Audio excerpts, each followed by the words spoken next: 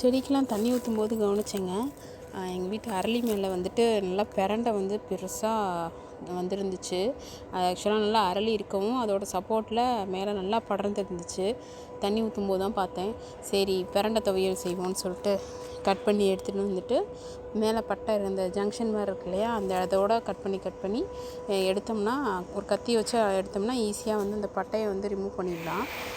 இந்த மாதிரி பட்டையை ரிமூவ் பண்ணிங்கன்னா உள்ளே நல்லா திக் க்ரீனாக வந்துட்டு ஒரு ஃப்ளஷ் இருக்குது பார்த்திங்களா, அதுதான் ஆக்சுவலாக பிரண்டை. அதை வந்துட்டு துவையலுக்கு சட்னிக்கு சூப்பராக இருக்கும். ரொம்ப நல்லது உடம்புக்கு கூட, கால் வலிக்கெலாம் ரொம்ப நல்லதுன்னு சொன்னாங்க. அதனால் சரி நம்ம வீட்டிலையே இருக்கேன்னு சொல்லிட்டு கட்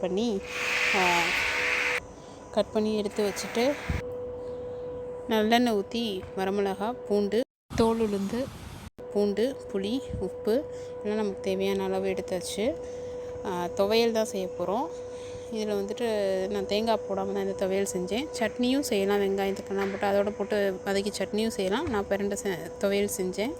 இந்த மாதிரி எல்லாத்தையும் நல்லா வதக்கிட்டு கொஞ்சம் வதங்கினோன்னா மிக்சியில் போட்டு அரைச்சி எடுத்துட்டு கொஞ்சம் தாளிச்சிட்டோம்னா, தாளிக்கணும்னு தேவையில்லை, வேணுன்றவங்க தாளிச்சிக்கலாம். நான் அப்படியே வச்சுக்கிட்டேன். உண்மையாகவே சூப்பராக இருந்துச்சுங்க, உடம்புக்கு ரொம்ப நல்லது. ட்ரை பண்ணி பாருங்கள். தேங்க்யூ.